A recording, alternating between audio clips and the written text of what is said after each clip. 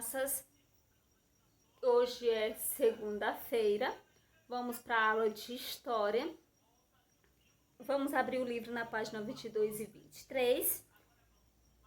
Hoje nós iremos falar sobre registrando histórias por meio de linhas do tempo.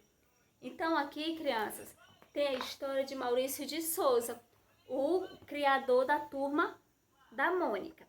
Então você sabe o que é uma linha do tempo? Já viu uma linha do tempo em algum lugar? As linhas do tempo são instrumentos usados para organizar importantes acontecimentos em ordem cronológica. Então, vem da data mais antiga para a data mais recente.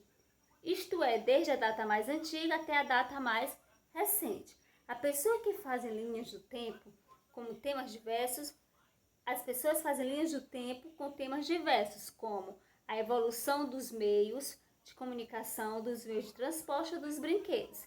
Além disso, elas também são muito utilizadas para organizar os principais acontecimentos da vida das pessoas. Conheça abaixo a linha do tempo de Maurício de Souza, criador da Turma da Mônica. Bem abaixo do livro de vocês, na página 22, tem a linha do tempo de Maurício de Souza. Ele colocou alguns fatos importantes da sua vida. Então, que ano foi que Maurício de Souza nasceu? Em 1935. Maurício nasce em Santa Isabel, no estado de quê? De São Paulo. Em 1954, Maurício de Souza, ele se muda para a cidade de São Paulo, onde conseguiu uma vaga de repórter no então jornal Folha da Manhã.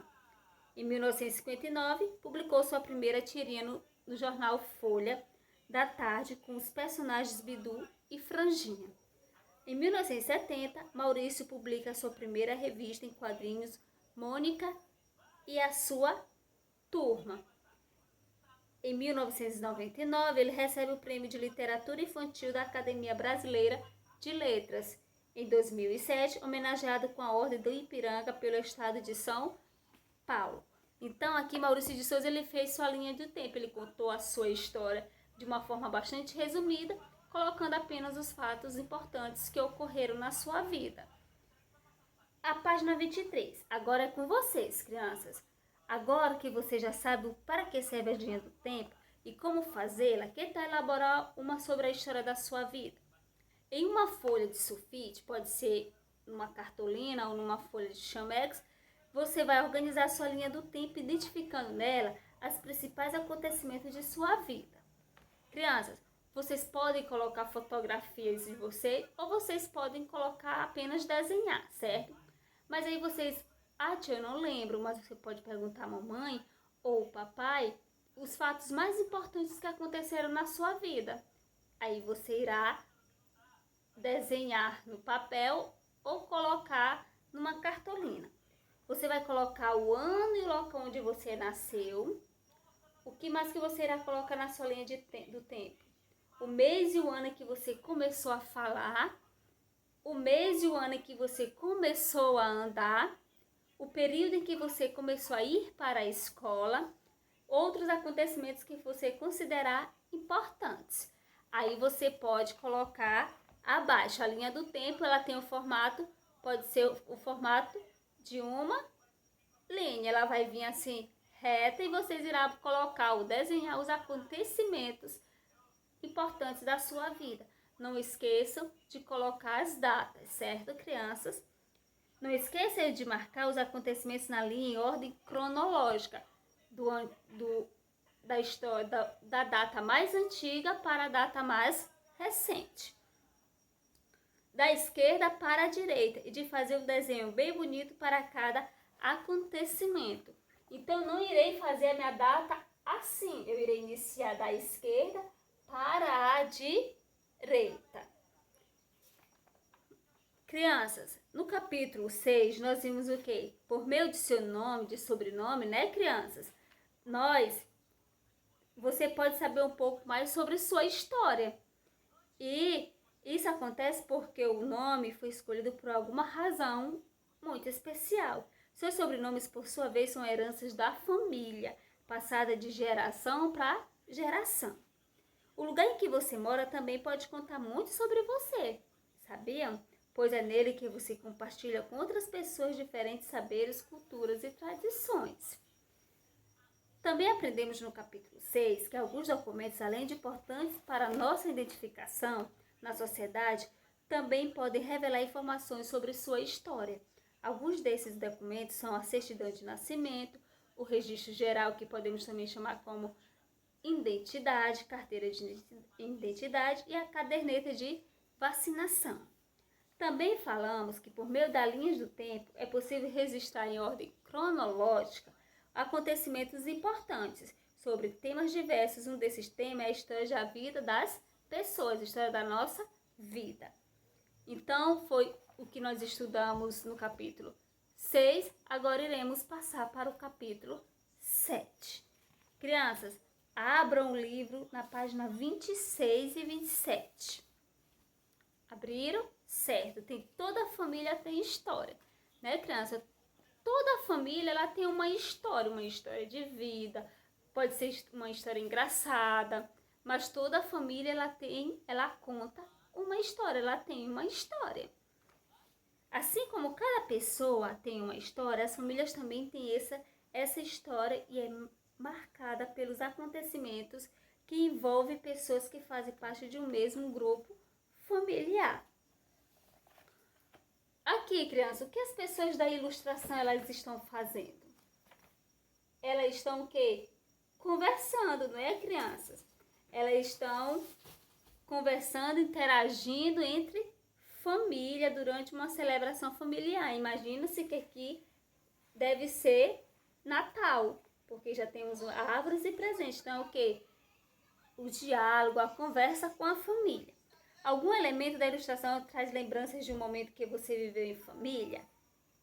Pode ser o Natal. O Natal é o momento que nós vivemos, que toda a família se reúne para celebrar, né, o nascimento de Jesus, para celebrar mais uma data. Então, o Natal, ele é um dos acontecimentos onde toda a família se reúne para juntos celebrarmos o nascimento de Jesus, uma vida nova. Passando para a página 28 e 29, histórias de família. As famílias têm muitas histórias para contar. Essas histórias elas podem ser conhecidas por meio da investigação em fontes históricas, como objetos guardados de lembrança, relatos das pessoas mais velhas e fotografias. Então, criança, a história da família, ela também pode ser contada através dos objetos antigos, que vai trazer lembrança e recordações de quanto foi importante aquele objeto para a pessoa. Também não esquecendo de que as pessoas das fotografias, que são as lembranças que mais recordam, que mais lembram, que mais contam história de uma família. Objetos que contam história de família. Alguns objetos são importantes para as pessoas, pois trazem lembranças especiais. Desse modo, eles também podem contar um pouco da história de nossa família e de nossos parentes. Alguns desses objetos representam ainda períodos específicos da vida de algumas famílias. Conheça abaixo objetos que fizeram parte da história da família de algumas crianças. Aqui tem uma caixinha de dominó. Minha tia Conceição guarda até hoje o dominó que o seu marido usava para brincar com seus amigos quando era jovem. Para ela, esse objeto é muito importante, pois foi jogando dominó que ela o conheceu. Foi assim que a história da família dela começou. Aqui nós vemos um colar e esse aqui é a história de Luiz Felipe, de 7 anos. Ele falou sobre o dominó. O dominó conta história de como a tia dele conheceu o marido, que foi através desse jogo. Minha mãe guarda com muito carinho o colar de pérolas que ganhou da minha avó.